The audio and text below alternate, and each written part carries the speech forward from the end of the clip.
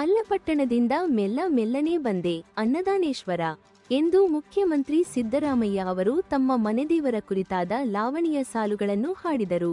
ಮಂಡ್ಯ ಜಿಲ್ಲೆಯ ಶ್ರೀರಂಗಪಟ್ಟಣದ ಅಲ್ಲಾಪಟ್ಟಣದ ಶ್ರೀ ಅನ್ನದಾನೇಶ್ವರ ಸ್ವಾಮಿ ದೇವಸ್ಥಾನ ಪುನರ್ ನಿರ್ಮಾಣ, ವಿಗ್ರಹಗಳ ಸ್ಥಾಪನೆ ಹಾಗೂ ಗೋಪುರ ಕುಂಭಾಭಿಷೇಕ ನೆರವೇರಿಸಿ ಮಾತನಾಡುವ ವೇಳೆ ತಾವು ಬಾಲ್ಯದಲ್ಲಿ ಹಾಡುತ್ತಿದ್ದ ವೀರಕುಣಿತದಲ್ಲಿ ನರ್ತಿಸುತ್ತಿದ್ದದ್ದನ್ನು ಉಲ್ಲೇಖಿಸಿ ಲಾವಣಿ ಹಾಡಿದರು. ಸಿದ್ದರಾಮೇಶ್ವರ ಪೂಜೆಗೆ ವೀರಕುಣಿತದ ಜನಪದ ನೃತ್ಯ ಈಗಲೂ ಚಾಲ್ತಿಯಲ್ಲಿದೆ. ನಾನು ವೀರಕುಣಿತ ಸೇರಿದ್ದೆ. ಆಮೇಲೆ ರಾಜಪ್ಪ ಮೇಸ್ಟ್ರು ನನ್ನನ್ನು ಕರೆದುಕೊಂಡು ಹೋಗಿ 5ನೇ ತರಗತಿಗೆ ಸೇರಿದರು. ಹೀಗೆ ನನ್ನ ಶಿಕ್ಷಣ ಆರಂಭವಾಯಿತು. ಅಲ್ಲಿಂದ ನಾನು ಎಲ್ಲೂ ಫೇಲಾಗಲೇ ಇಲ್ಲ ಎಂದರು. ಜನರ ಸೇವೆಯೇ ದೇವರ ಸೇವೆ ಎಂದು ನಂಬಿದವನು ನಾನು. ಬಸವಣ್ಣನವರು ಇದನ್ನೇ ದೇಹವೇ ದೇಗುಲ ಎಂದು ಹಾಡಿದರು. ದೇವರು ಮತ್ತು ಜನರ ನಡುವೆ ಮಧ್ಯವರ್ತಿ ಇರಬಾರದು ಎನ್ನುವುದು ಬಸವಣ್ಣನವರ ಮೌಲ್ಯವಾಗಿತ್ತು ಎಂದರು. ನಾವು ಮಾನವೀಯವಾಗಿ ಇದ್ದರಷ್ಟೇ ದೇವರ ಸಹಾಯ ಸಿಗುತ್ತದೆ. ಅಮಾನವೀಯತೆಯಿಂದ ನಡೆಸುವವರಿಗೆ ಯಾವ ದೇವರು ಸಹಾಯ ಮಾಡುವುದಿಲ್ಲ ಎಂದರು. ವಿಗ್ರಹಗಳ ಸ್ಥಾಪನೆ, ಗೋಪುರ ಕುಂಭಾಭಿಷೇಕ ಮತ್ತು ಜಾತ್ರೋತ್ಸವ ಇಲ್ಲಿ ಭಾಗವಹಿಸಿದ್ದೇವೆ.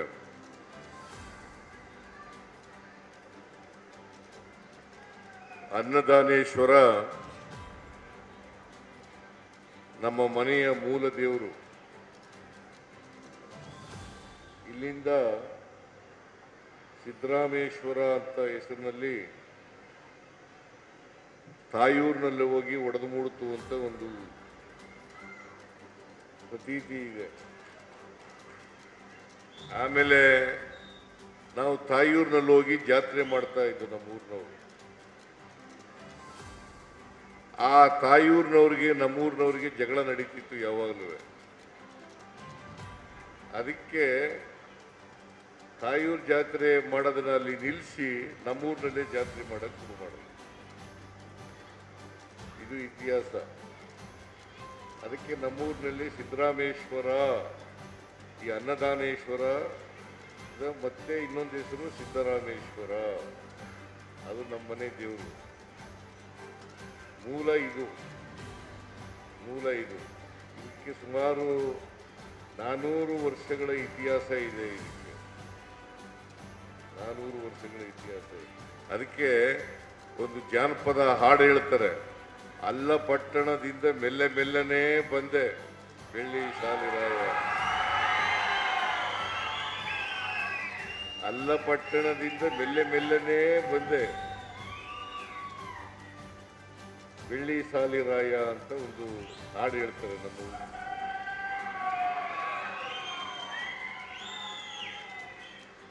ನಾವೆಲ್ಲ ಹಾಡ್ತಿದ್ದಾಗ ಈಗ ಮರ್ತೋಗ್ಬಿಟ್ಟಿದೆ, ಬಹಳ ವರ್ಷಗಳ ಹಿಂದೆ.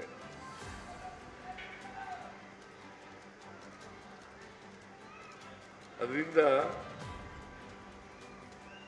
ತಾಯೂರಿನಲ್ಲಿ ಒಡೆದು ಮೂಡ್ತು ಅಂತೇಳಿ ಕಥೆ ಇದೆ. ತಾಯೂರಿನಲ್ಲಿ ಒಡೆದು ಮೂಡ್ತು, ಅಲ್ಲಿಂದ ಸಿದ್ದರಾಮನುಂಡಿಗೆ ತಗೊಬಂದು ನೆಲೆ ಮಾಡಿದ್ರು ಅಂತೇಳಿ ಕತೆ. ಹಾಗಾಗಿ ನಮ್ಮ ಊರಿನಲ್ಲಿ ತಾಯೂರು ಜಾತ್ರೆ ಅಂತಲೇ ಕರೀತಿದ್ದು. ನಾನು ಹುಟ್ಟಕ್ಕೂ ಮುಂಚಿತವಾಗಿ, ಅದಕ್ಕಿಂತ ಹಿಂದೆ ತಾಯೂರು ಜಾತ್ರೆ ಅಂತ ಕರೀತಾ ಇದ್ದು. ಈಗ ಸಿದ್ದರಾಮನ ಹುಂಡಿ ಜಾತ್ರೆ ಅಂತ ಕರೀತಾ ಇದ್ದೀವಿ.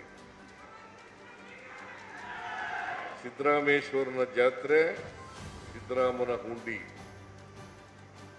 ಅಲ್ಲಿ ನಮ್ಮ ಊರಿನಲ್ಲಿ ಇರ್ತಕ್ಕಂಥವರು ದೇವರು ಒಕ್ಕಲಿಗರು ಇದ್ದಾರಲ್ಲ, ಎಲ್ಲರೂ ಸಿದ್ದ, ರಾಮ, ಮಾದೇಗೌಡ, ಸಿದ್ದರಾಮಯ್ಯಗೌಡ ಈ ಹೆಸರುಗಳೇ ಜಾಸ್ತಿ. ನನ್ನ ಹೆಸರು, ನಮ್ಮ ಅಪ್ಪನ ಹೆಸರು ಸಿದ್ದರಾಮೇಶ್ವರ ಅಲ್ಲ, ಸಿದ್ದರಾಮೇಗೌಡ. ಆಮೇಲೆ ನನ್ನ ಹೆಸರು, ಆ ಮೇಸ್ಟ್ರು ಏನು ಮಾಡ್ದ, 5ನೇ ತರಗತಿಗೆ ನನ್ನನ್ನು ಸೇರಿಸ್ಕೊಳ್ಳುವಾಗ ಸಿದ್ದರಾಮೇಗೌಡ ಅಂತ, ನಮ್ಮಪ್ಪ ಸಿದ್ದರಾಮೇಗೌಡ ಅಂತ ಹೇಳ್ದ ನನಗೆ. ಈಗ ನನ್ನ ತಮ್ಮದಿರಿಬ್ರು ಇದ್ದಾರಲ್ಲ, ಅವ್ರ ಹೆಸರು, ಒಬ್ಬನ ಹೆಸರು ಸಿದ್ದೇಗೌಡ, ಒಬ್ಬನ ಹೆಸರು ರಾಮೇಗೌಡ. ಈ ಸಂದರ್ಭದಲ್ಲಿ ಸಚಿವ ಚಲುವರಾಯಸ್ವಾಮಿ, ಶಾಸಕರಾದ ರಮೇಶ್ ಬಾಬು, ರವಿಕುಮಾರ್ ಗಣಿಗ ಹಾಗೂ ದಿನೇಶ್ ಗೋಳಿಗೌಡ ಸೇರಿದಂತೆ ಮತ್ತಿತರಿದ್ದರು. ಬಿಜೆಪಿ ಮತ್ತು ಆರ್ಎಸ್ಎಸ್ಗೆ ಸಾಮಾಜಿಕ ನ್ಯಾಯದಲ್ಲಿ ನಂಬಿಕೆ ಇಲ್ಲ. ಈ ಬಗ್ಗೆ ಅವರಿಗೆ ಬದ್ಧತೆಯೂ ಇಲ್ಲ. 100 ವರ್ಷಗಳ ಇತಿಹಾಸ ನೋಡಿದರೆ ಅವರು ಯಾವಾಗಲೂ ಸಾಮಾಜಿಕ ನ್ಯಾಯವನ್ನು ವಿರೋಧಿಸುತ್ತಲೇ ಬಂದವರು. ನಾಲ್ವಡಿ ಕೃಷ್ಣರಾಜ ಒಡೆಯರ್ ಅವರ ಮಿಲ್ಲರ್ ಆಯೋಗದಿಂದ ಹಿಡಿದು ಇಂದಿನವರೆಗೆ ವಿರೋಧ ಮಾಡುತ್ತಲೇ ಬಂದಿದ್ದಾರೆ ಎಂದು ಸಿಎಂ ಸಿದ್ದರಾಮಯ್ಯ ಹೇಳಿದರು. ಮಂಡ್ಯ ಜಿಲ್ಲೆಯ ಶ್ರೀರಂಗಪಟ್ಟಣ ತಾಲೂಕಿನ ತೂಬಿನಕೆರೆ ಹೆಲಿಪ್ಯಾಡ್ನಲ್ಲಿ ಮಾಧ್ಯಮದರೊಂದಿಗೆ ಮಾತನಾಡಿದ ಅವರು, ಆರ್ಎಸ್ಎಸ್ 1925 ರಂದು ಪ್ರಾರಂಭವಾಗಿದ್ದು 2025ಕ್ಕೆ 100 ವರ್ಷಗಳಾಗುತ್ತಿದೆ.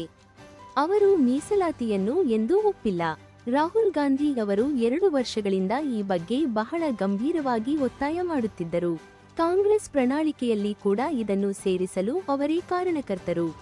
ಎಸಿಸಿ ಅಧ್ಯಕ್ಷರಾದ ಮಲ್ಲಿಕಾರ್ಜುನ ಖರ್ಗೆ ಅವರು ಪ್ರಧಾನಿ ಮೋದಿಯವರಿಗೆ ಪತ್ರವನ್ನು ಬರೆದಿದ್ದರು.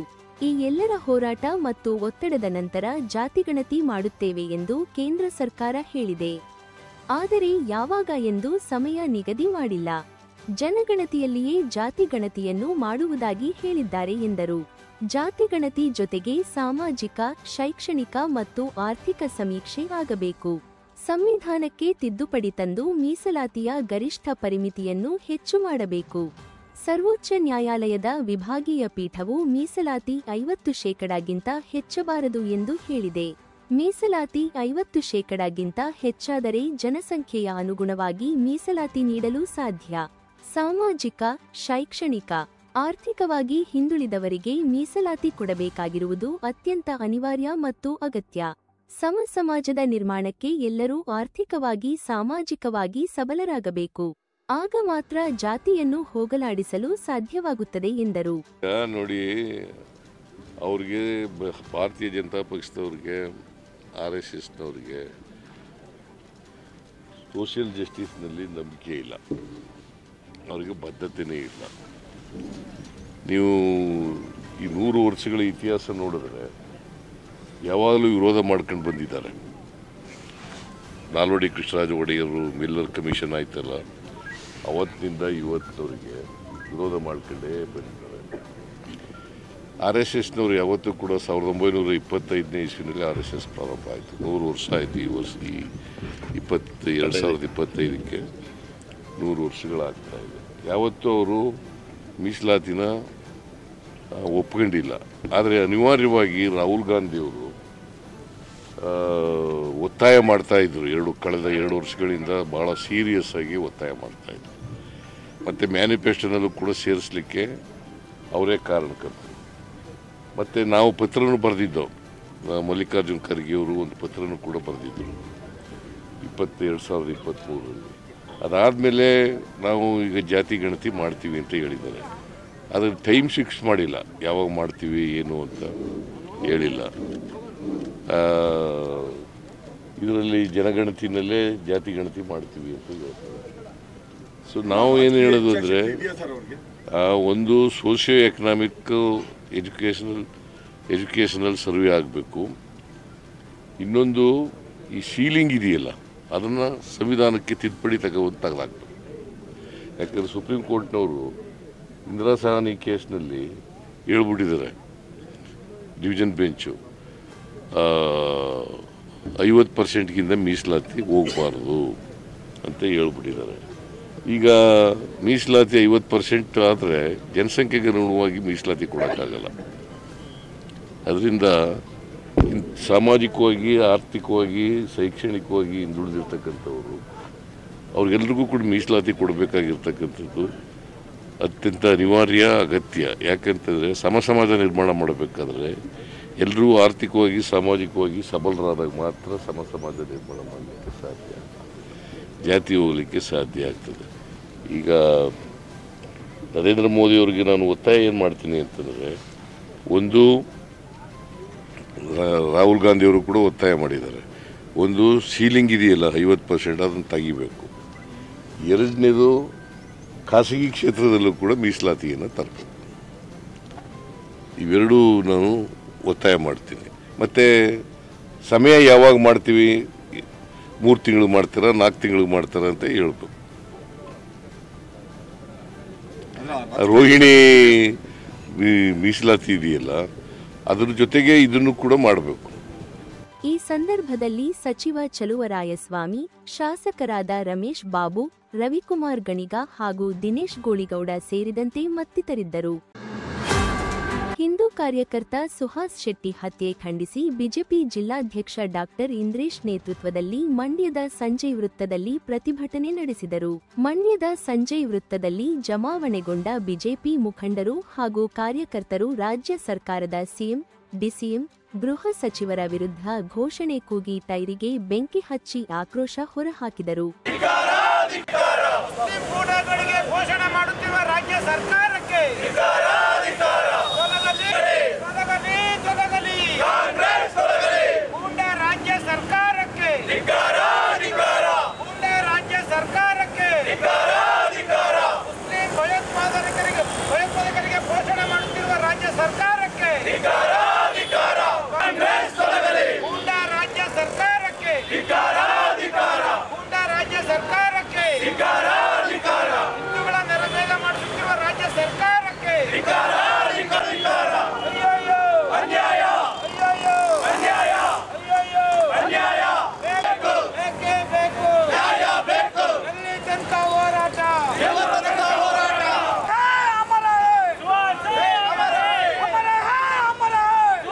ಬಿಜೆಪಿ ಜಿಲ್ಲಾಧ್ಯಕ್ಷ ಡಾಕ್ಟರ್ ಇಂದ್ರೇಶ್ ಮಾತನಾಡಿ, ರಾಜ್ಯದಲ್ಲಿ ನಿರಂತರವಾಗಿ ಹಿಂದೂಗಳ ಹತ್ಯೆ ನಡೆಯುತ್ತಿದೆ. ಕಾನೂನು ಸುವ್ಯವಸ್ಥೆ ಕಾಪಾಡುವಲ್ಲಿ ಗೃಹ ಸಚಿವರು ವಿಫಲವಾಗಿದ್ದಾರೆ. ತಕ್ಷಣವೇ ಗೃಹ ಸಚಿವರು ರಾಜೀನಾಮೆ ನೀಡಬೇಕು ಹಾಗೂ ತಪ್ಪಿತಸ್ಥರಿಗೆ ಕಠಿಣ ಶಿಕ್ಷೆ ನೀಡುವಂತೆ ಒತ್ತಾಯಿಸಿದರು. ಏನು ನಿನ್ನೆ ಸೂರತ್ಕಲ್ನಲ್ಲಿ ಹಿಂದೂ ಕಾರ್ಯಕರ್ತರಾದಂಥ ಸುಹಾಸ್ ಕುಮಾರ್ ಶೆಟ್ಟಿ ಅವರ ಕಗ್ಗೊಲೆ ಆಗಿದೆ.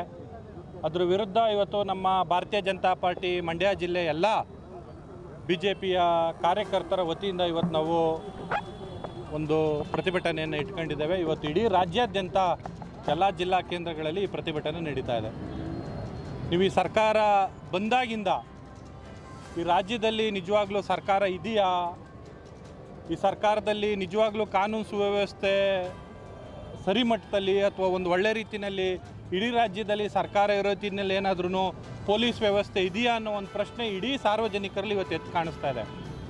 ಈ ಸರ್ಕಾರ ಬಂದಾಗಿಂದ ಯಾರೊಬ್ರಿಗೂ ಕೂಡ ರಕ್ಷಣೆ ಇಲ್ಲದಂಥ ಒಂದು ಭಯದ ವಾತಾವರಣ ನಿರ್ಮಾಣ ಆಗಿದೆ ಅಂತ ಹೇಳಿದ್ರೆ ತಪ್ಪಾಗೋದಿಲ್ಲ. ರಾತ್ರೋರಾತ್ರಿ ಒಬ್ಬ ಹಿಂದೂ ಕಾರ್ಯಕರ್ತನ ಮೇಲೆ ಈ ರೀತಿ ಒಂದು ಕಗ್ಗೊಲೆ ಆಗಿರೋದು ಈ ರಾಜ್ಯ ಸರ್ಕಾರ ನೇರ ಹೊಣೆ ಆಗುತ್ತೆ. ಗೃಹ ಸಚಿವರಿಗೆ ನಾವು ಕಳೆದ 2 ವರ್ಷದಿಂದ ಹಲವಾರು ಪ್ರಕರಣಗಳಲ್ಲಿ ರಾಜೀನಾಮೆ ಕೊಡಿ ಕೊಡಿ ಕೊಡಿ ಅಂತ ಒತ್ತಾಯ ಮಾಡ್ತಾನೇ ಇದ್ದೀವಿ, ನಾವು ಪ್ರತಿಭಟನೆ ಮಾಡ್ತಾನೇ ಇದ್ದೀವಿ. ಅವ್ರದ್ದು ಎಲ್ಲರದ್ದು ಕೂಡ ಈ ಸರ್ಕಾರದ್ದೇನೆ ಒಂಥರ ಎಮ್ಮೆ ಚರ್ಮ ಆದಂಗೆ ಆಗಿದೆ. ನಾವು 136 ಶಾಸಕರಿದ್ದೀವಿ, 140 ಹತ್ತತ್ರ ಇದ್ದೀವಿ ಅಂತೇಳಿ ನಾವು ಏನು ಮಾಡಿದ್ರೂ ನಡೀತದೆ ಅನ್ನೋ ಒಂದು ಮನಸ್ಥಿತಿಯಲ್ಲಿ ಬಂದಿದ್ದಾರೆ.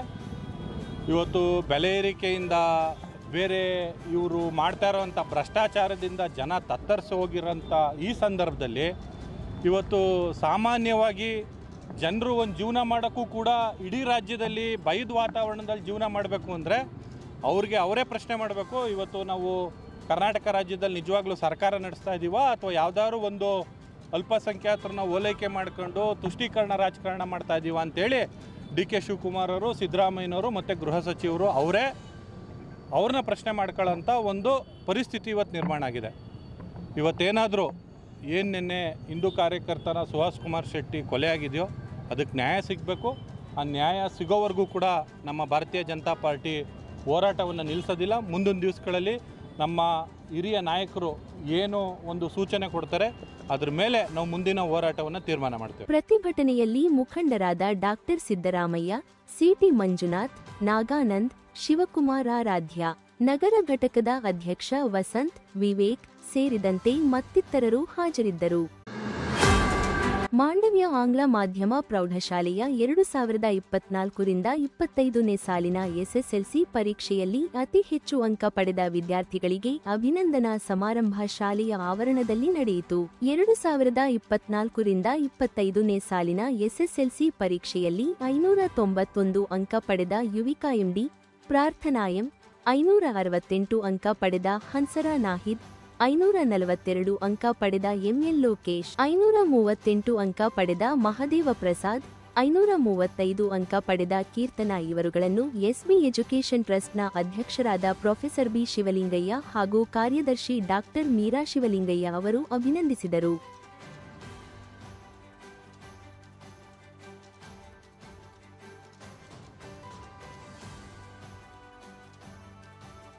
ಪ್ರೊಫೆಸರ್ ಬಿ ಶಿವಲಿಂಗಯ್ಯ ಮಾತನಾಡಿ, ನಮ್ಮ ಶಾಲೆ ನಂಬರ್ 1 ಸ್ಥಾನಕ್ಕೆ ಬರಬೇಕೆಂದು ಆಸೆ ಇತ್ತು. ನಮ್ಮ ಆಸೆಗೆ ತಕ್ಕಂತೆ ನಮ್ಮ ಶಾಲೆಯ ಮಕ್ಕಳು ಅತಿ ಹೆಚ್ಚು ಅಂಕ ಪಡೆಯುವುದರ ಮೂಲಕ ನಮ್ಮ ಸಂಸ್ಥೆಯ ಶಾಲೆ ಮತ್ತು ಕಾಲೇಜಿಗೆ ಹೆಸರನ್ನು ತಂದುಕೊಟ್ಟಿದ್ದಾರೆ ಎಂದು ಶುಭ ಹಾರೈಸಿದರು. ಡಿಸ್ಟ್ರಿಕ್ಟ್ ಹೈಯೆಸ್ಟ್ ಬರ್ತಾರ ಅಂತೇಳಿ ನಾವು ಕಾತುರದಿಂದ ನಾವು ನೋಡ್ತಾ ಇದ್ದಂಥ ಸಂದರ್ಭ ಒಂದು.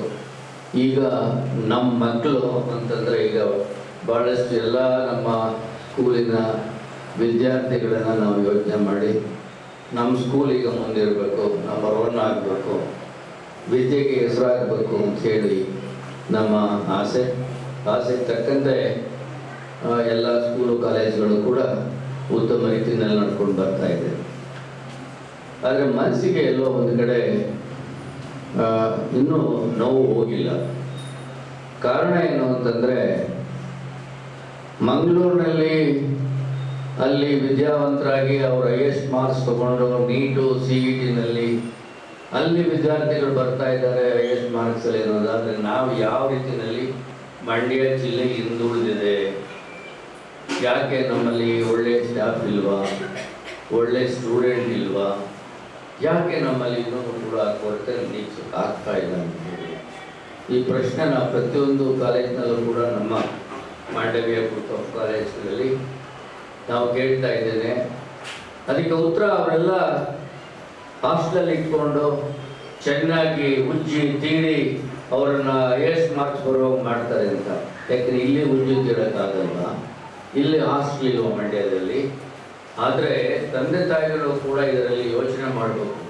ದೂರದ ಬೆಟ್ಟ ನುಂಡಿಗೆ ಅಂಥೇಳಿ ನಾವು ಅಲ್ಲೆಲ್ಲೋ ಮಾಡಿಬಿಡ್ತಾರೆ, ಅಲ್ಲೆಲ್ಲೋ ಮಾಡಿದ್ರೆ ಆಗ್ಬಿಡುತ್ತೆ ಅಂಥೇಳಿ ಅಲ್ಲಿ ಹೋಗಿ ಒದ್ದಾಡಿ ಆಮೇಲೆ ನಮ್ಮ ಕಾಲೇಜಿಗೆ ಬಂದು ಸೇರ್ಕೊಳ್ಳೋದು ಅಥವಾ ಮಂಡ್ಯದಲ್ಲಿ ಕಾಲೇಜುಗಳಿಗೆ ಸೇರ್ಕೊಳ್ಳೋದಕ್ಕೆ ಬದಲಾಗಿ ನೀವು ಕೂಡ ಮನಸ್ಸು ಮಾಡಿ ನಮ್ಮ ಜಿಲ್ಲೆಯಲ್ಲಿ ಹೈಯೆಸ್ಟ್ ಮಾರ್ಕ್ಸ್ ಬರಬೇಕು, ಅದಕ್ಕೆಲ್ಲ ನಾವು ಕಾರಣೀಭೂತರಾಗಬೇಕು ಅಂಥೇಳಿ ಈ ತಂದೆ ತಾಯಿಗಳ ಒಂದು ಮನಸ್ಸು ಕೂಡ ಪರಿವರ್ತನೆ ಆಗಬೇಕು ಅಂತ ಈ ಸಂದರ್ಭದಲ್ಲಿ ನಾನು ಕಾರ್ಯದರ್ಶಿ ಡಾಕ್ಟರ್ ಮೀರಾ ಶಿವಲಿಂಗಯ್ಯ ಮಾತನಾಡಿ, ಮುಂದಿನ ವಿದ್ಯಾಭ್ಯಾಸ ಉತ್ತಮವಾಗಿರಲಿ ಎಂದು ಹಾರೈಸಿ, ವಿದ್ಯಾರ್ಥಿಗಳು ಮುಂಬರುವ ದಿನಗಳಲ್ಲಿ ದೇಶದ ಅತ್ಯುನ್ನತ ಹುದ್ದೆಗೆ ಸ್ಪರ್ಧಾತ್ಮಕ ಪರೀಕ್ಷೆಗೆ ಆಯ್ಕೆಯಾಗುವ ಮೂಲಕ ಕೀರ್ತಿಯನ್ನು ಹೆಚ್ಚಿಸುವಂತೆ ವಿದ್ಯಾರ್ಥಿಗಳಿಗೆ ತಿಳಿಸಿದರು. ಮಾಡ್ಕೋತಿದ್ವಿ, ಆಮೇಲೆ ಅವರು ಫಸ್ಟ್ ಬಂದಾಗ ತುಂಬಾ ಖುಷಿ ಪಡ್ತಿದ್ವಿ. ಇವತ್ತು ನಮ್ಮ ಶಾಲೆ ಇನ್ನೂ ಜಾಸ್ತಿ ಟೆನ್ಷನ್ ನಮಗೆ. ನಮ್ಮ ಸ್ಕೂಲ್ ರಿಸಲ್ಟ್ ಹೆಂಗ್ ಬರುತ್ತಪ್ಪ ಅಂತ ಹಿಂದಿನ ದಿವಸ ಎಲ್ಲ ಟೆನ್ಷನ್ ಮಾಡ್ಕೊತಿರ್ತೀವಿ. ನಾವು ಒಳ್ಳೆ ರಿಸಲ್ಟ್ ಬಂದಾಗ ಮತ್ತೆ ಹೆಚ್ಚು ಮಾರ್ಕ್ಸ್ ತೆಗೆದ ವಿದ್ಯಾರ್ಥಿಗಳಿಗೆ ನಮಗೆ ಸಂತೋಷ ಆಗುತ್ತೆ, ಪೋಷಕರು ಅಷ್ಟೇ ನಮಗೂ ಸಂತೋಷ ಆಗುತ್ತೆ. ಸೊ ಅದೊಂದು. ಮತ್ತೆ any action which is rewarded will be repeated ಅಂತ. ಅಂದರೆ ಒಂದು ಒಳ್ಳೆ ಕೆಲಸನ ನಾವು ಅದನ್ನು ರೆಕಗ್ನೈಸ್ ಮಾಡಿದಾಗ, ಗುರುತಿಸಿದಾಗ ಅದನ್ನು ಮತ್ತೆ ಮಾಡಬೇಕು, ಇನ್ನೂ ಹೆಚ್ಚಿನ ಮಾರ್ಕ್ಸ್ ತಗೋಬೇಕು ಅಂತ ವಿದ್ಯಾರ್ಥಿಗಳಿಗೆ ಅನಿಸುತ್ತೆ. ಹಾಗಾಗಿ ನಾವು ವಿದ್ಯಾರ್ಥಿಗಳಿಗೆ ಅವ್ರಿಗೆ ಒಂದು ಗೌರವ ತೋರಿಸ್ಬೇಕು ಅವ್ರಿಗೆ ಅಂತ ಹೇಳಿ ನಮಗೂ ತುಂಬ ಆಸೆ. ಅದರಿಂದ ತುಂಬ ಸಂತೋಷ ಆಗುತ್ತೆ. ಇವತ್ತು ಇಷ್ಟೊಂದು ಜನ ವಿದ್ಯಾರ್ಥಿಗಳು ಫಸ್ಟ್ ಕ್ಲಾಸ್ ತಗೊಂಡಿದ್ದೀರಾ.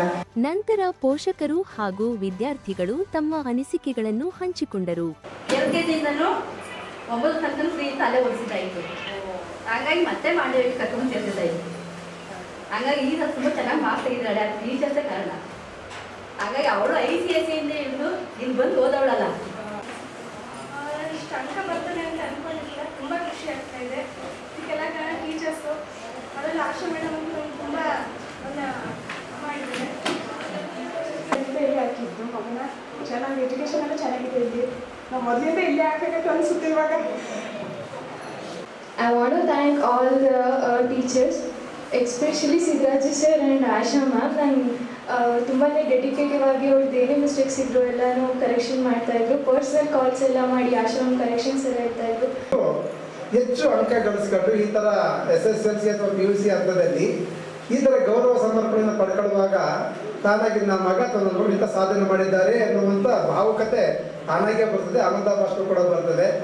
ಇಲ್ಲಿರ್ತಕ್ಕಂಥ ಪೋಷಕರು ನನ್ನ ಮಗಳು ನನ್ನ ಮಗ ಅಂತ ಹೇಳುವಂಥ ಸಂದರ್ಭದಲ್ಲಿ ನಾವು ವೇದಿಕೆ ಮೇಲೆ ಕೂತಿರ್ತಕ್ಕಂಥ ಇಷ್ಟು ಮಂದಿ ಹೇಳಿದ್ರು ಅಷ್ಟೂ ಮಕ್ಕಳು ನಮ್ಮ ಮಕ್ಕಳು ಅನ್ನೋದು ಇನ್ನೆಷ್ಟು ಸಂಭ್ರಮ ನಮ್ಗಾಗತ್ತೆ ಅನ್ನುವಂಥದ್ದು. ಮತ್ತೊಂದು ಕೇಳಿರ್ತವ್ರ ಮಾತನ್ನ ನಾವು ಡಿಸ್ಟಿಂಕ್ಷನ್ ಬಂದ್ವಾ ಅಥವಾ ಔಟ್ ಆಫ್ ಹೋಗ್ತಕ್ಕಂಥ ಪ್ರಶ್ನೆ ಒಂದು ಕಡೆ ಆದರೆ ಪಾಸ್ ಆಯ್ತಾ ಅದು ಇಂಪಾರ್ಟೆಂಟ್. ಇವರು 222 ಅಂತ ಎಷ್ಟು ಸಂಕೋಚದಿಂದ ಹೇಳ್ಕೊಂಡ್ರು, ನನ್ನದು ಕೂಡ ನಿಮಗೆ ಹೇಳ್ತೀನಿ 259 SSLCನಲ್ಲಿ 259. ಈ ಸಂದರ್ಭದಲ್ಲಿ ಶೈಕ್ಷಣಿಕ ಪಾಲುದಾರರಾದ ಅವಿನಾಶ್, ರಾಘವೇಂದ್ರ, ಡಾಕ್ಟರ್ ಮೋಹನ್, ಮುಖ್ಯೋಪಾಧ್ಯಾಯರಾದ ಮಹದೇವಯ್ಯ ಹಾಗೂ ಸಹಶಿಕ್ಷಕರು ಮತ್ತು ಸಿಬ್ಬಂದಿ ವರ್ಗ ಹಾಜರಿದ್ದರು. ಅರುವಿ ಟ್ರಸ್ಟ್, ವೀನಸ್ ಅಕಾಡೆಮಿ, ಭಾರತೀಯ ರೆಡ್ ಕ್ರಾಸ್ ಸಂಸ್ಥೆ ಹಾಗೂ ಅಗ್ನಿಶಾಮಕ ಹಾಗೂ ತುರ್ತು ಸೇವೆಗಳ ಇಲಾಖೆಯ ವತಿಯಿಂದ ಅಗ್ನಿಶಾಮಕ ಹಾಗೂ ತುರ್ತು ಸೇವೆಗಳ ಪ್ರಾತ್ಯಕ್ಷತೆ ಹಾಗೂ ಅಗ್ನಿನಂದಕಗಳ ಬಳಸುವ ಬಗ್ಗೆ ತರಬೇತಿ ಕಾರ್ಯಕ್ರಮ ನಗರದ ಸ್ವರ್ಣಸಂದ್ರದಲ್ಲಿರುವ ಅಗ್ನಿಶಾಮಕ ಠಾಣಾ ಆವರಣದಲ್ಲಿ ನಡೆಯಿತು. ಕಾರ್ಯಕ್ರಮವನ್ನು ಭಾರತೀಯ ರೆಡ್ ಕ್ರಾಸ್ ಸಂಸ್ಥೆಯ ಸಭಾಧ್ಯಕ್ಷರಾದ ಡಾಕ್ಟರ್ ಮೀರಾ ಶಿವಲಿಂಗಯ್ಯ ಅವರು ಗಿಡಕ್ಕೆ ನೀರೆರೆಯುವುದರ ಮೂಲಕ ಉದ್ಘಾಟಿಸಿದರು. ನಂತರ ಮಾತನಾಡಿದ ಅವರು, ಜ್ಞಾನ ಎಂಬುದು ವಿಶೇಷವಾದ ಜ್ಞಾನವಾಗಿರಬೇಕು. ಪುಸ್ತಕದಿಂದ ಕಲಿಯುವುದು ಹೆಚ್ಚುವರಿ ಮಾಹಿತಿಗಾಗಿ, ಆದರೆ ನಮ್ಮ ಅನುಭವದಿಂದ ಕಲಿತದ್ದು ನಮಗೆ ಹೆಚ್ಚು ಉಪಯೋಗವಾಗುತ್ತದೆ ಹಾಗೂ ಹೆಚ್ಚು ದಿನ ಜ್ಞಾಪಕವಾಗಿ ಇರುತ್ತದೆ ಎಂದು ಹೇಳಿದರು. ಯಾವುದೇ ಒಂದು ವಿದ್ಯೆ ಆದ್ರೂ ಕೂಡ ಅದು ನಿಜವಾಗಿ ನಾವು ನೋಡಿ ಕಲಿತಾಗ ಅದು ಹೆಚ್ಚು ಮನಸ್ಸಿಗೆ ಹೋಗುತ್ತೆ ಅಂತ ಹೇಳ್ತಾರೆ. ನಮ್ಮ ಬೆಂಗಳೂರು ವಿಶ್ವವಿದ್ಯಾನಿಲಯದ ಒಂದು ಘೋಷವಾಕ್ಯ ಕೂಡ ಜ್ಞಾನ ವಿಜ್ಞಾನ ಸಹಿತ ಅಂತ. ಜ್ಞಾನ ಅಂತಕ್ಕಂಥದ್ದು ಅದು ವಿಶೇಷವಾದ ಒಂದು ಜ್ಞಾನ ಆಗಿರ್ಬೇಕು. ಅಂದ್ರೆ ನಿಮಗೆ ಅದು ಅಷ್ಟೊಂದು ಮನವರಿಕೆ ಆಗಬೇಕು ಅಂತ. ಯಾಕಂತಂದ್ರೆ ನೀವು ಪುಸ್ತಕ ಓದು ಕೂಡ ತಿಳ್ಕೊಳ್ಬೋದಲ್ವಾ, ಅಗ್ನಿಯನ್ನ ಹೇಗೆ ತಡಿಬೇಕು ಅಂತ. ಇವಾಗ ಏನು ಮೊಬೈಲಲ್ಲಿ ನೋಡ್ಬಿಟ್ರೆ ನಿಮ್ಗೆಲ್ಲ ವಿಷಯ ಗೊತ್ತಾಗ್ತದೆ. ಆದ್ರೆ ನಮ್ಮ ಹಿರಿಯರು ಏನ್ ಹೇಳಿದ್ದಾರೆ ಅಂದ್ರೆ, ಪುಸ್ತಕದಿ ಪಡೆದ ಜ್ಞಾನ ಮಸ್ತಕದಿ ತಳೆದ ಮಣಿ, ಅನುಭವದಿಂದ ಕಲಿತದ್ದು ಅದು ತರುತಳದ ಪುಷ್ಪ ಅಂತ ಹೇಳ್ತಾರೆ. ಅಂದ್ರೆ ಪುಸ್ತಕ ಓದಿ ಕಲಿತೀವಲ್ಲ, ಅದು ಸುಮ್ಮನೆ ಒಂದು ಅಡಿಷನಲ್ ಒಂದು ಇನ್ಫಾರ್ಮೇಶನ್ ತರ ಇರುತ್ತೆ ಅಷ್ಟೇನೆ. ಆದ್ರೆ ನಮ್ಮ ಅನುಭವದಿಂದ ಏನ್ ಕಲಿತೀವಿ ನಾವು, ಅದು ನಿಜಕ್ಕೂ ನಮ್ಗೆ ಅದು ಹೆಚ್ಚು ಉಪಯೋಗ ಆಗುತ್ತೆ, ಹೆಚ್ಚು ದಿನ ಜ್ಞಾಪಕದಲ್ಲಿರುತ್ತೆ ಅಂತ ಹೇಳಿ ಇಲ್ಲಿಗೆ ಕರ್ಕೊಬಂದು ನಿಮ್ಗೆ ತೋರಿಸ್ಬೇಕು ಅದೆಲ್ಲಾನು ಅಂತ ಹೇಳಿ ಇಲ್ಲಿ ಕರ್ಕೊಬಂದಿದ್ದಾರೆ. ಇದೇ ಸಂದರ್ಭದಲ್ಲಿ ಅಗ್ನಿಶಾಮಕ ಠಾಣಾ ವತಿಯಿಂದ ಭಾರತೀಯ ರೆಡ್ ಕ್ರಾಸ್ ಸಂಸ್ಥೆಯ ಸಭಾಧ್ಯಕ್ಷರಾದ ಡಾಕ್ಟರ್ ಮೀರಾ ಶಿವಲಿಂಗಯ್ಯ ಹಾಗೂ ವೀನಸ್ ಅಕಾಡೆಮಿಯ ಸಂಸ್ಥಾಪಕರಾದ ಅರುಣಾಯಿಶ್ವರ್ ಅವರಿಗೆ ಅಭಿನಂದಿಸಿದರು.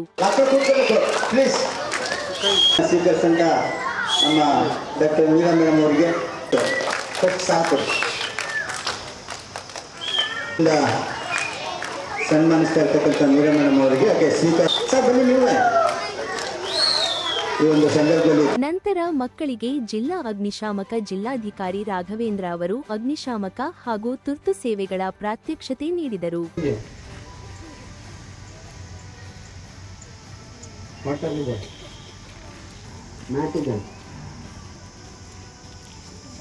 ನಮ್ದು ಫೈರ್ ಬೀಟರ್ಸ್ ಇದೆಯಾ? ಹೆಲ್ಮೆಟ್ ಕೊಡಿ ನೋಡಿ, ಫೈರ್ ಜಾಸ್ತಿ ಆಗ್ತಾ ಇದೆ, ಬಿಟ್ ಮಾಡೋಕ್ಕಾಗತ್ತಾ?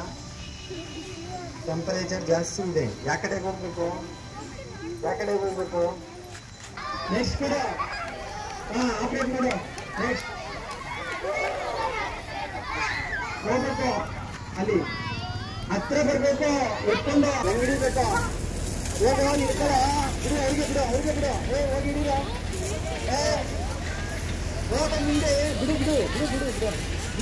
ಈ ಸಂದರ್ಭದಲ್ಲಿ ಭಾರತೀಯ ರೆಡ್ ಕ್ರಾಸ್ ಸಂಸ್ಥೆಯ ಜಂಟಿ ಕಾರ್ಯದರ್ಶಿ ರಂಗಸ್ವಾಮಿ, ವೈರಮುಡಿ, ಅಗ್ನಿಶಾಮಕ ಸಿಬ್ಬಂದಿ ವರ್ಗ, ವೀನಸ್ ಅಕಾಡೆಮಿಯ ಶಿಕ್ಷಕ ವೃಂದ, ಪೋಷಕರುಗಳು ಹಾಜರಿದ್ದರು. ಪರಿಶಿಷ್ಟ ಜಾತಿ ಮೀಸಲು ವರ್ಗೀಕರಣ ಸಂಬಂಧ ಸರ್ಕಾರ ಎಚ್.ಎನ್. ನಾಗಮೋಹನ್ ದಾಸ್ ಆಯೋಗದ ನೇತೃತ್ವದಲ್ಲಿ ಸಮುದಾಯದ ಮನೆ ಸಮೀಕ್ಷೆ ನಡೆಸುತ್ತಿದ್ದು, ಕೊರಚ ಸಮುದಾಯದ ಕುಟುಂಬಗಳು ಕಡ್ಡಾಯವಾಗಿ ಪಾಲ್ಗೊಂಡು ಸರಿಯಾಗಿ ಮಾಹಿತಿ ನೀಡಬೇಕು ಎಂದು ಕುಳುವ ಸಮಾಜದ ಹಿರಿಯ ಮುಖಂಡ, ಹಿರಿಯ ಪತ್ರಕರ್ತ ತಿರುಮಲಾಪುರ ಗೋಪಾಲ್ ತಿಳಿಸಿದರು. ಕರ್ನಾಟಕ ಪರಿಶಿಷ್ಟ ಜಾತಿ ಕೊರಚ, ಕುರವನ್, ಕೇಪ್ವಾರೀಸ್ ವೈಜ್ಞಾನಿಕ ಒಳಮೀಸಲಾತಿ ಅನುಷ್ಠಾನ ಹೋರಾಟ ಸಮಿತಿ ಹಾಗೂ ಕುಳುವ ಸಮಾಜದ ಜಂಟಿ ಸುದ್ದಿಗೋಷ್ಠಿಯಲ್ಲಿ ಮಾತನಾಡಿದ ಅವರು, ಪರಿಶಿಷ್ಟ ಜಾತಿಗಳ 101 ಜಾತಿಗಳ ಮೇ 5ರಿಂದ 17ರವರೆಗೆ ಸಮೀಕ್ಷೆ ನಡೆಯುತ್ತಿದ್ದು, ಮೂಲತಃ ಅಲೆಮಾರಿ ಹಿನ್ನೆಲೆಯುಳ್ಳ ಕೊರಚ ಸಮುದಾಯದವರಿಗೆ ನಿರ್ದಿಷ್ಟ ನೆಲೆಯಿರದೆ ವಿಳಾಸವೂ ಇರುವುದಿಲ್ಲ. ಅವರ ವೃತ್ತಿ ಆಧಾರದ ಮೇಲೆ ಸಮೀಕ್ಷೆ ನಡೆಸುವಂತೆ ಜಿಲ್ಲಾಡಳಿತವನ್ನು ಮನವಿ ಮಾಡಿದರು. ಕರ್ನಾಟಕದಲ್ಲಿ ಕೊರಚ, ಕುರುವನ್, ಕೇಪ್ವಾರೀಸ್ ಅಂತಕ್ಕಂಥ ಹೆಸರಿನಿಂದ ಗುರುತಿಸಿಕೊಂಡಿರ್ತಕ್ಕಂಥ ಪರಿಶಿಷ್ಟ ಜಾತಿಯ ಅಲೆಮಾರಿ ಸಮುದಾಯಗಳಲ್ಲಿ ಒಂದಾಗಿರ್ತಕ್ಕಂಥ ಈ ಸಮುದಾಯಗಳು ಸಾಮಾಜಿಕವಾಗಿ, ಆರ್ಥಿಕವಾಗಿ, ಔದ್ಯೋಗಿಕವಾಗಿ, ರಾಜಕೀಯವಾಗಿ ತೀರಾ ಹಿಂದುಳಿದಿರ್ತಕ್ಕಂಥ ಒಂದು ಪರಿಸ್ಥಿತಿಯನ್ನ ಬಹುಶಃ ಪ್ರಜ್ಞಾವಂತ ಮಾಧ್ಯಮ ಮಿತ್ರರಾದ ತಮ್ಮೆಲ್ಲರೂ ಕೂಡ ತಿಳ್ಕೊಂಡಿರಿ ಅಂತಕ್ಕಂಥ ನಾನು ಭಾವಿಸ್ತೇನೆ. ಈ ಸಮುದಾಯಗಳು ಇವತ್ತು ಸ್ವಾತಂತ್ರ್ಯ ನಂತರದಲ್ಲಿ ಇಷ್ಟು ವರ್ಷಗಳಾಗಿದ್ರು ಕೂಡ ಅನೇಕ ಜನಪ್ರತಿನಿಧಿಗಳು, ರಾಜಕೀಯ ಪಕ್ಷಗಳು ಆಡಳಿಕೆ ಮಾಡಿದ್ರು ಕೂಡ ಯಾವ ಸರ್ಕಾರಗಳು ಕೂಡ ಇಂಥ ಒಂದು ಸಮುದಾಯಗಳನ್ನ ಮುಖ್ಯವಾಹಿನಿಗೆ ತರ್ತಕ್ಕಂಥ, ಅವರನ್ನ ಒಂದು ಆರ್ಥಿಕವಾಗಿ ಸದೃಢ ಮಾಡತಕ್ಕಂಥ, ಅವರ ಸಾಮಾಜಿಕವಾಗಿ ಅವರನ್ನ ಗೌರವ ಸ್ಥಾನದಲ್ಲಿ ಗೌರವದಿಂದ ನೋಡ್ತಕ್ಕಂಥ ಒಂದು ಪರಿಸ್ಥಿತಿ ಇವತ್ತಿಗೂ ನಿರ್ಮಾಣ ಆಗಿಲ್ಲ ಅಂತಕ್ಕಂಥದ್ದು ನಮ್ಮ ನಿಜಕ್ಕೂ ಕೂಡ ಬಹಳ ಆತಂಕದ ಮತ್ತು ತುಂಬಾ ನೋವಿನ ವಿಚಾರ. ಇವತ್ತು ಈ ಹಿನ್ನೆಲೆಯಲ್ಲಿ ಇವತ್ತೇನು ಸುಪ್ರೀಂ ಕೋರ್ಟಿನ ಒಂದು ಆದೇಶದ ಮೇರೆಗೆ ಮಾನ್ಯ ರಾಜ್ಯ ಸರ್ಕಾರ ಪರಿಶಿಷ್ಟ ಜಾತಿಯ 101 ಜಾತಿಗಳನ್ನ ಗುರುತಿಸ್ತಕ್ಕಂಥ ಅವರ ಆರ್ಥಿಕ ಪರಿಸ್ಥಿತಿ, ಅವರ ಔದ್ಯೋಗಿಕ ಪರಿಸ್ಥಿತಿ ಮತ್ತು ಅವರ ಹಣಕಾಸಿನ ಪರಿಸ್ಥಿತಿ ಮತ್ತು ಅವರ ಶೈಕ್ಷಣಿಕ ಮಟ್ಟ ಮತ್ತು ಅವರ ರಾಜಕೀಯ ಪರಿಸ್ಥಿತಿ ಮತ್ತು ಬೇರೆ ಬೇರೆಯ ಸರ್ಕಾರಿ ಸವಲತ್ತುಗಳು, ಏನು ಮೀಸಲಾತಿಯ ಸವಲತ್ತುಗಳು ಇವತ್ತು ಏನು ತಲುಪಿ ಅವರು ಸದೃಢರಾಗಿದ್ದಾರೆ ಅಥವಾ ಸದೃಢರಾಗಿಲ್ವ ಅನ್ನುವಂತ ಒಂದು ಅಂಶಗಳ ಆಧಾರದ ಮೇಲೆ ಇವತ್ತು ಅವರನ್ನ ಮನೆಗೆ ತೆರಳಿ ಸಮೀಕ್ಷೆ ಮಾಡಿಸಿ ಇವತ್ತೇನು ಪರಿಶಿಷ್ಟ ಜಾತಿಯ ಮೀಸಲಾತಿ ಹಂಚಿಕೆಯನ್ನ ಜನಸಂಖ್ಯೆಯ ಆಧಾರದ ಮೇಲೆ ಅವನ್ನ ವಿತರಣೆ ಮಾಡಬೇಕು, ಆ ಮೂಲಕ ಅವರಿಗೆ ಸವಲತ್ತುಗಳನ್ನ ಒದಗಿಸಬೇಕು ಅಂತಕ್ಕಂಥ ಒಂದು ಆಶಯವನ್ನ ಏನು ಒಂದು ರಾಜ್ಯ ಸರ್ಕಾರ ಮಾಡಲಿಕ್ಕೆ ಹೊರಟಿದೆ. 7ನೇ ತಾರೀಕಿಂದ ಬಹುಶಃ 5ನೇ ತಾರೀಕಿಂದ ಆರಂಭ ಆಗ್ತದೆ ಮನೆ ಸಮೀಕ್ಷೆ. ಈ ಸಮೀಕ್ಷೆಯಲ್ಲಿ ನಾನು ಬಹಳ ಪ್ರಮುಖವಾಗಿ ಜಿಲ್ಲಾಡಳಿತಕ್ಕೆ ಮನವಿ ಮಾಡ್ತೇನೆ. ಮಂಡ್ಯ ಜಿಲ್ಲೆಯ ನಮ್ಮ ಸಮುದಾಯದ ಪರವಾಗಿ ಮಂಡ್ಯ ಜಿಲ್ಲಾಡಳಿತಕ್ಕೆ ಮನವಿ ಮಾಡೋದೇನೆಂದ್ರೆ, ಈ ಸಮುದಾಯಗಳಿಗೆ ಇನ್ನೂ ಕೂಡ ನಿರಕ್ಷರ ಕುಕ್ಷಿಗಳು ಬಹುಶಃ 90% ಇವತ್ತು ನಿರಕ್ಷರ ಕುಕ್ಷಿಗಳಾಗಿದ್ದಾರೆ, ಅಕ್ಷರ ಜ್ಞಾನದಿಂದ ವಂಚಿತರಾಗಿದ್ದಾರೆ. ಅವರಿಗೆ ನಿಜವಾಗಿ ಕೂಡ ಸರ್ಕಾರದ ಪಾಲಿಸಿಗಳಿಂದ ಹಿಡಿದು ಯಾವುದೇ ಕಾರ್ಯಕ್ರಮಗಳಿಂದ ಸರ್ಕಾರದ ಆಡಳಿತ ವೈಖರಿಗಳನ್ನ ಅರ್ಥ ಮಾಡಿಕೊಂಡು ಅವರ ಭಾಗವಹಿಸಿ ತಮ್ಮ ಹಕ್ಕುಗಳನ್ನು ಪಡೆಯುವಂತ ಕನಿಷ್ಠ ಜ್ಞಾನವೂ ಕೂಡ ಈ ಸಮುದಾಯಗಳಿಲ್ಲ. ಸೊ ಇಂಥ ಒಂದು ಅಮಾಯಕ ಪರಿಸ್ಥಿತಿಯಲ್ಲಿ ಇರ್ತಕ್ಕಂಥ ಅಲೆಮಾರಿ ಹಿನ್ನೆಲೆಯ ಈ ಸಮುದಾಯಗಳನ್ನ ಗುರುತಿಸುವಂತ ಸಂದರ್ಭಗಳಲ್ಲಿ ಹಳ್ಳಿಗಳಲ್ಲಿ ಬಹುಶಃ ಮಂಡ್ಯ ಜಿಲ್ಲೆಯ ಮಟ್ಟಿಗೆ ನಾವು ಹೇಳೋದಾದ್ರೆ ಬಹಳಷ್ಟು ಜನ ಇವತ್ತು ನಮ್ಮ ಸಮುದಾಯಗಳನ್ನ ಕೊರಮಶೆಟ್ರು ಅಂತ ಹೇಳ್ತಾರೆ. ಕೊರಮಶೆಟ್ರು ಅಂತಕ್ಕಂಥದ್ದು ಹಿಂದುಳಿದ ವರ್ಗಕ್ಕೆ ಬರುತ್ತೆ ಎನ್ನುವಂತ ಕಾರಣಕ್ಕೋಸ್ಕರವಾಗಿ ಈ ಸಮುದಾಯವನ್ನ ಈ ಮೀಸಲಾತಿ ಸೌಲಭ್ಯದಿಂದ ವಂಚನೆ ಮಾಡತಕ್ಕಂಥ ಕೆಲಸಗಳನ್ನು ಕೂಡ ಅನೇಕ ಹಿಂದೆ ಮಾಡಿದಂತ ಗಣತೀಯದಾರರು ಅಥವಾ ಬೇರೆ ಬೇರೆಯ ರಾಜಕೀಯ ಕಾರಣಕ್ಕೋಸ್ಕರ ಮಾಡಿರ್ತಕ್ಕಂಥ ನಿದರ್ಶನಗಳು ನಮ್ಮ ಕಡೆ ಬಂದಿದ್ದಾವೆ. ಇವತ್ತು ದಯಮಾಡಿ ನಾನು ಏನ್ ಹೇಳ್ತೀನಿ ಅಂದ್ರೆ, ಇವತ್ತು ಈ ಸಮುದಾಯಗಳು ಏನು ಇವತ್ತು ಪರಮಶೆಟ್ಟಿ ಅಂತಕ್ಕಂಥದ್ದು, ಶೆಟ್ಟಿ ಅಂತಕ್ಕಂಥದ್ದು, ಭಜಂತ್ರಿ ಅಂತಕ್ಕಂಥದ್ದು ಅಥವಾ ಕೈಕಾಡಿ, ಎರ್ಕುಲ ಈ ತರ ಏನು ಬೇರೆ ಬೇರೆ ಸರ್ನೇಮ್ಗಳನ್ನ ಇಟ್ಕೊಂಡಿದ್ದಾರೆ, ಅವರಿಗೆಲ್ಲ ಏನು ಜಾತಿ ಸೂಚಕ ಪದಗಳಲ್ಲ. ಇವು ಬಹಳ ಪ್ರಮುಖವಾಗಿ ಸಮಾಜದಲ್ಲಿ ನಮ್ಮನ್ನ ಜಾತಿಯಿಂದ ಗುರುತಿಸುವಂತ ಕೆಲವೊಂದು ಜಾತಿ ಮನಸ್ಸುಗಳು ನಮ್ಮನ್ನ ನಿಕೃಷ್ಟವಾಗಿ ನೋಡ್ತವೆ ಅನ್ನೋ ಕಾರಣಕ್ಕೋಸ್ಕರವಾಗಿ ಸಮಾಜದಲ್ಲಿ ಒಂದು ಸಾಮಾಜಿಕವಾಗಿ ಒಂದು ಗೌರವವನ್ನು ತಂದ್ಕೊಂಡು ಆ ಮೂಲಕ ಒಂದು ಆತ್ಮಗೌರವವನ್ನು ರೂಪಿಸ್ಕೊಳ್ತಕ್ಕಂಥ ನಿಟ್ಟಿನಲ್ಲಿ ಈ ಸಂಗೀತ ಕರೀತಾರೆ. ಹಂಗಂದಾಕ್ಷರಕ್ಕೆ ಇವರನ್ನ ನಾವು ಆ ಒಂದು ಪೂರ್ಣ ಪ್ರಮಾಣದಲ್ಲಿ ಇದನ್ನು ಗುರುತಿಸಬಾರದು. ಅವ್ರನ್ನ ನಾವು ಸಮೀಕ್ಷೆ ಮಾಡುವಾಗ ದಯವಿಟ್ಟು ಗಣತಿದಾರರಿಗೆ ನಾನು ವಿಶೇಷವಾಗಿ ಜಿಲ್ಲಾಡಳಿತ ಮನವಿ ಮಾಡೋದ್ರಿಂದ, ಏನು ಈ ಸಮುದಾಯಗಳು ಇದ್ದಾರೆ ಇವ್ರನ್ನ ಕೊರಮ ಅಂತಕ್ಕಂಥ ಹೆಸರಿನಲ್ಲಿ ಇವ್ರನ್ನ ಏನು ಆ ಕಾಲಂನಲ್ಲಿ ಇದನ್ನ ನಮೂದು ಮಾಡಬೇಕು ಅಂತಕ್ಕಂಥ ಮನವಿಯನ್ನು ನಾನು ಮಾಡ್ತೇನೆ. ಗೋಷ್ಠಿಯಲ್ಲಿ ಗಣಂಗೂರು ವೆಂಕಟೇಶ್, ಕೆವಿ ನಾಗರಾಜ್, ಎಚ್.ವಿ. ರಾಮಶೆಟ್ಟಿ, ರವಿಕುಮಾರ್, ರಾಘವೇಂದ್ರ, ಶ್ರೀನಿವಾಸ್, ವೆಂಕಟೇಶ್, ಮಂಜು ಇದ್ದರು.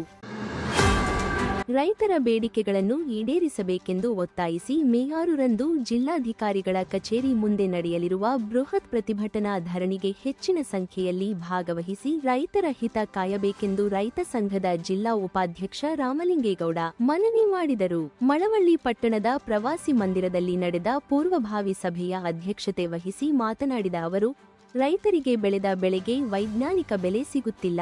ನಬಾರ್ಡ್ ಬ್ಯಾಂಕ್ ರೈತರಿಗೆ ನೀಡಬೇಕಿದ್ದ ಸಾಲವನ್ನು ಕಡಿತಗೊಳಿಸಲಾಗಿದೆ. ಸಾಲಕ್ಕಾಗಿ ಖಾಸಗಿ ವ್ಯಕ್ತಿಗಳಿಗೆ ಮೊರೆ ಹೋಗುವ ಪರಿಸ್ಥಿತಿ ನಿರ್ಮಾಣವಾಗಿ ಸಾಲ ತೀರಿಸಲಾಗದೆ ರೈತರು ಆತ್ಮಹತ್ಯೆ ಹಾದಿ ಹಿಡಿಯುತ್ತಿದ್ದಾರೆಂದು ದೂರಿದರು. ರೈತರು ಸಂಕಷ್ಟದ ಪರಿಸ್ಥಿತಿಯಲ್ಲಿ ಬದುಕುತ್ತಿದ್ದಾರೆಂಬ ಉದ್ದೇಶದಿಂದ ರೈತರ ಮಕ್ಕಳಿಗೆ ಹೆಣ್ಣು ಕೊಡುತ್ತಿಲ್ಲ. ಇದೇ ರೀತಿ ಮುಂದುವರಿದರೆ ರೈತರು ಶೋಚನೀಯ ಸ್ಥಿತಿ ತಲುಪುವುದರಲ್ಲಿ ಯಾವುದೇ ಸಂಶಯವಿಲ್ಲ. ರೈತರು ಸಂಘಟಿತರಾಗಿ ಹೋರಾಟದ ಮೂಲಕ ತಮ್ಮ ಹಕ್ಕುಗಳನ್ನು ಪಡೆದುಕೊಳ್ಳಬೇಕೆಂದು ಹೇಳಿದರು. ಬೃಹತ್ತಾದಂಥ ಪ್ರತಿಭಟನೆ ಇಟ್ಟಿದ್ದೀವಿ. ಸಮಸ್ಯೆ ಏನಪ್ಪ ಅಂತಂದರೆ, ಇವತ್ತು ನಮ್ಮ ಬೆಳೆಗೆ ಬೆಲೆ ಸಿಗ್ತಾ ಇಲ್ಲ. ಮತ್ತೆ ನಬಾರ್ಡ್ ಏನೋ ಹೋದ ವರ್ಷ 5,600 ರೂಪಾಯಿ 600 ಕೋಟಿಯನ್ನು ರೈತರು ಸಾಲ ಅಂದ್ಬಿಟ್ಟಿತ್ತು. ಇವತ್ತು ಬರೀ 7,800 ಕೋಟಿಯನ್ನು ಸಾಲವನ್ನು ಬಿಡುಗಡೆ ಮಾಡಿದೆ. ಅಂದರೆ ಸಾಲವನ್ನು ಜಾಸ್ತಿ ಮಾಡ್ಕೋಬೇಕಾಯ್ತು, ಅದನ್ನು ಕಮ್ಮಿನ ಮಾಡಿ ನಮ್ಮ ಖಾಸಗಿ ಫೈನಾನ್ಸ್ಗಳಿಗೆ ನಮ್ಮ ಜನಗಳು ಹೋಗಿ ಆ ಖಾಸಗಿ ಫೈನಾನ್ಸ್ನವರು ಕಿರುಕುಳ ಕೊಡ್ತಾ ಇದ್ದಾರೆ. ಕಿರುಕುಳದಿಂದ ಇವತ್ತು ರೈತರು ಆತ್ಮಹತ್ಯೆ ಮಾಡ್ಕೊಳ್ಳುವಂಥ ಸ್ಥಿತಿಗೆ ಹೋಗಿದ್ದಾರೆ. ಅದನ್ನು ಕೂಡ ಇವತ್ತು 6ನೇ ತಾರೀಕು ಮತ್ತು ನೀರು ಮತ್ತು ಕಬ್ಬು ಮತ್ತು ಸಾಲ ಇನ್ನಿತರೆ ಹಲವಾರು ಬೇಡಿಕೆಗಳನ್ನು ಇಟ್ಕೊಂಡು 6ನೇ ತಾರೀಕು ವಿಶೇಷ ಠಾಚೆಯಿಂದ ಜಿಲ್ಲಾಧಿಕಾರಿಯವರಿಗೆ ಮುಖಾಂತರ ಸರ್ಕಾರಕ್ಕೆ ನಾವು ಮೆಮೊರಂಡಮ್ ಕೊಡ್ತಾ ಇದ್ದೀವಿ. ಹಾಗೆ ಶೀಘ್ರದಲ್ಲೇ ಅದನ್ನ ಬಗೆಹರಿಸಬೇಕು ಸರ್ಕಾರ.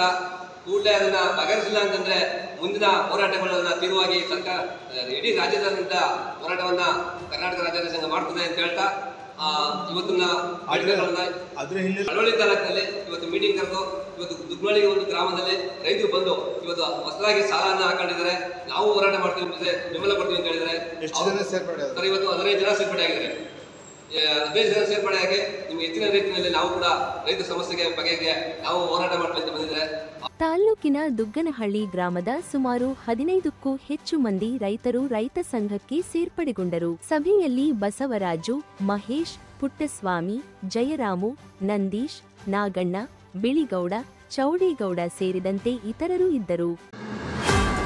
ಕಿರುಗಾವಲು ಬಹುಗ್ರಾಮ ಕುಡಿಯುವ ನೀರಿನ ಯೋಜನೆಯ ಕಾಮಗಾರಿಯನ್ನು ಸದ್ಯದಲ್ಲಿಯೇ ಉದ್ಘಾಟಿಸುವುದರ ಮೂಲಕ ಶುದ್ಧ ಕುಡಿಯುವ ನೀರನ್ನು ಒದಗಿಸಲಾಗುವುದು ಎಂದು ರಾಜ್ಯ ಮಾಲಿನ್ಯ ನಿಯಂತ್ರಣ ಮಂಡಳಿ ಅಧ್ಯಕ್ಷ ಹಾಗೂ ಶಾಸಕ ಪಿಎಂ ನರೇಂದ್ರಸ್ವಾಮಿ ಭರವಸೆ ನೀಡಿದರು.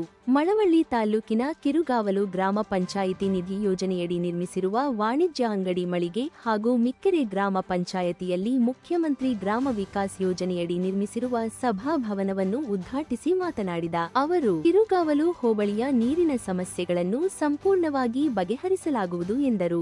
ಕಿರುಗಾವಲು ಹೋಬಳಿಯಲ್ಲಿ ನಾಲಾ ಆಧುನೀಕರಣ, ಮುಖ್ಯ ಹಾಗೂ ಗ್ರಾಮ ರಸ್ತೆಗಳನ್ನು ಅಭಿವೃದ್ಧಿಪಡಿಸಲಾಗಿದೆ.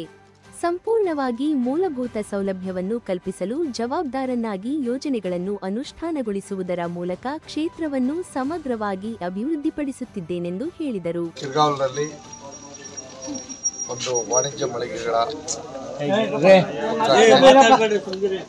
ಹಾಗೂ ಮುಖ್ಯ ದ್ವಾರದ ಒಂದು ಉದ್ಘಾಟನೆಯನ್ನ ಕಿರುಗಾವಲು ಸಂತೆಮಠದಲ್ಲಿ ಮಾಡಿದ್ದೇನೆ, ಕಿರುಗಾವಲು ಪಂಚಾಯತ್ ವ್ಯಾಪ್ತಿಯಲ್ಲಿ. ಹಾಗೆ ಕಿರುಗಾವಲು ಹೋಬಳಿನಲ್ಲೇ ಇರ್ತಕ್ಕಂಥ ಮಿಕ್ಕೆರೆ ಪಂಚಾಯಿತಿಯ ಭಾಳ ದಿನಗಳಿಂದ ನೆನಗುದಿದ್ದಂಥ ಪಂಚಾಯಿತಿ ಕಟ್ಟಡದ ಉದ್ಘಾಟನೆಯನ್ನು ಇಂದು ಅತ್ಯಂತ ಸಂತೋಷದಿಂದ ಉದ್ಘಾಟನೆ ಮಾಡಿದ್ದೇವೆ.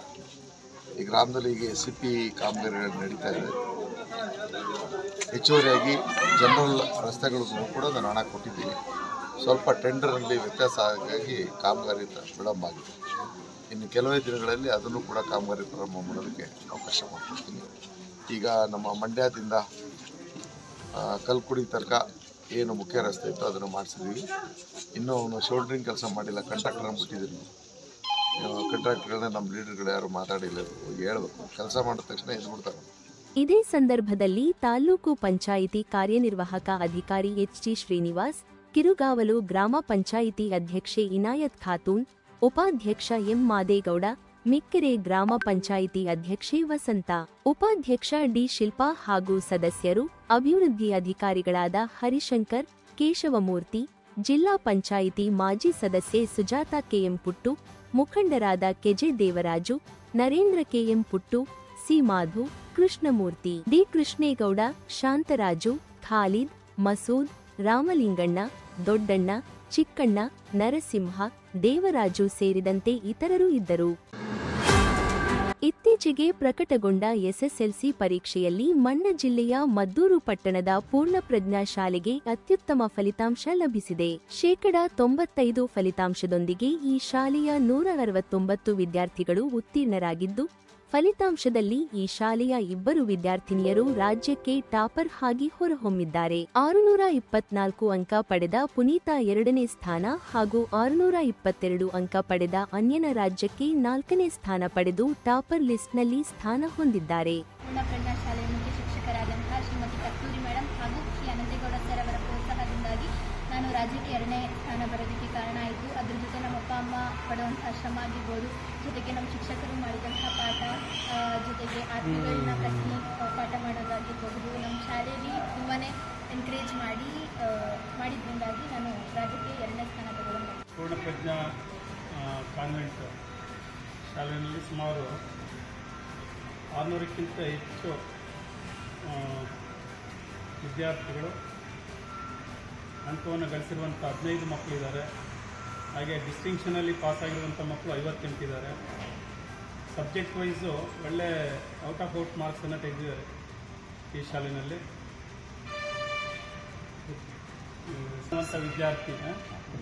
ಪುನೀತಾ ವಿದ್ಯಾರ್ಥಿನಿ ಇಡೀ ರಾಜ್ಯದಲ್ಲಿ 625ಕ್ಕೆ 624 ಅಂಕವನ್ನು ಗಳಿಸೋದ್ರ ಮೂಲಕ 2ನೇ ಸ್ಥಾನವನ್ನು ಪಡೆದಿರ್ತಾರೆ. ಆ ವಿದ್ಯಾರ್ಥಿ ನಮ್ಮ ತಾಲೂಕಿಗೆ ಮತ್ತು ಶಾಲೆಗೆ ಒಳ್ಳೆ ಕೀರ್ತಿಯನ್ನು ತಂದಿರ್ತಾರೆ. ಹಾಗಾಗಿ ನಾವು ಈ ಶಾಲೆಯ ರಾಜ್ಯಕ್ಕೆ 2ನೇ ಸ್ಥಾನ ಪಡೆದ ಟಾಪರ್ಸ್ ವಿದ್ಯಾರ್ಥಿನಿ ಪುನೀತಾ ಹಾಗೂ ವಿದ್ಯಾರ್ಥಿಗಳನ್ನು ಬಿಒ ಧನಂಜಯ ಅಭಿನಂದಿಸಿದರು.